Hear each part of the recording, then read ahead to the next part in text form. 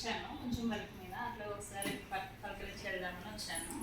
నేను ఇప్పుడు ఎన్ఆర్ఐ ప్రాసెస్లో చేస్తున్నా. మన ఆఫీస్ వచ్చేసి ఇక్కడ గణేష్ టెంపుల్ దగ్గర ఉంటుంది, ఇక్కడ దగ్గరే మనకి. ఎంబీఎస్ఆర్ వచ్చేసి Namburi Ravi, motivation speaker. Videos కూడా బాగా ఎక్స్ప్లెయిన్ చేస్తారు, మనకి యాక్టివ్గా ఉంటారు తను.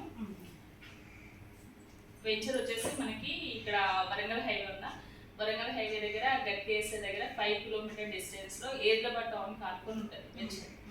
మనకి మొత్తం విల్లా ప్లాట్సే. ఇది హెచ్ఎండి అప్రూవల్, 80% బ్యాంక్ లోన్ ఉంటుంది. ఇప్పుడు కస్టమర్ ఏంటంటే మనకి మొత్తం అమౌంట్ ఒకటేసారి పే చేయాలంటే చేయరు కదా. ఇప్పుడు 80% బ్యాంక్ లోన్ ఉంటుంది, ఒక 20% పే చేసుకొని తీసుకోవడం ప్లాట్. లేఅవుట్ చూపిస్తాను. ఇది గ్రాండ్ ఆర్చి, ఈ విధంగా ఉంటుంది. ఆర్చి కూడా మనకి ఇలా ఉంటుంది, ఎంట్రన్స్లోనే ఆర్చి. ఇది మొత్తము మనకి విల్లా ప్లాట్స్ అని చెప్పాను కదా, విల్లా కన్స్ట్రక్షన్ చేస్తే ఈ విధంగా ఉంటుంది విల్లా మొత్తం.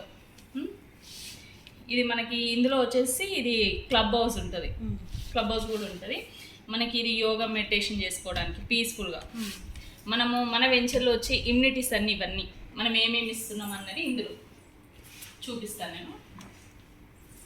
ఇది మన వెంచర్ లేఅవుట్ మొత్తం. ఇది మనకి ఆర్చి ఇక్కడ వస్తుంది. ఆల్రెడీ ఇక్కడ ఒక వెంచర్ ఉంది, అయిపోయింది అది కంప్లీట్గా. మన ఆర్చి నుంచి మనం 100 ఫీట్స్ రోడ్ ఇస్తున్నాం మొత్తం ఆర్చికి వచ్చేసి.